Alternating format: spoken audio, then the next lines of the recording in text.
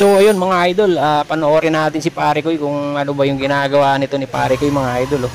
Nagtatawas siya ng salamin para sa jealousy mga idol. Tawag pala dyan is slots mga idol.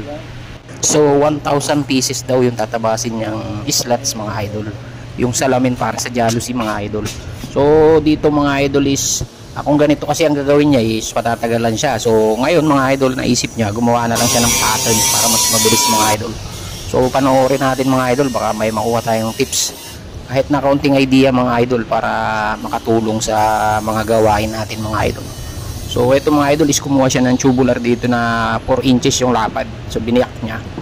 Yan daw ang gagawin niyang pattern mga idol. So ayan mga idol oh.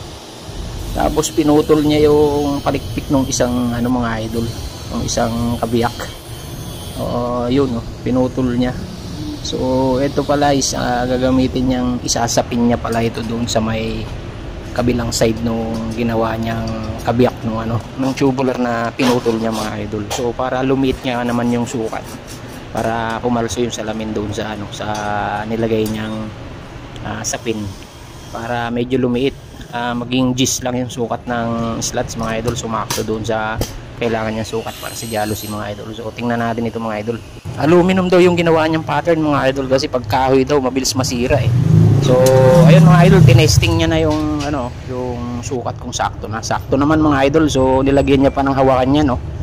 Ayos, pwede na. Tingin ko naman tatagal yan kasi aluminum eh. Kasi pag kahoy daw eh mabilis masira mga idol. So aluminum na yung ginawa niyang pattern mga idol. So ayun mga idol, pwede nyo rin gawin yan mga idol para makatulong din sa inyo, para tumagal at saka magamit nyo pa sa mga future projects ninyo mga idol oh.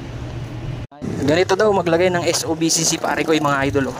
So ayun mga idol, ginamitan niya ng pattern mga idol, kasi minsan daw hindi nagpapantay mga idol, lalo kapag marami kang lalagyan ng snap-on.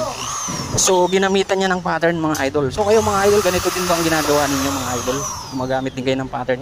Kasi minsan daw hindi nagpapantay. So minsan hindi na natin pinapansin yung maliliit na bagay na ganyan.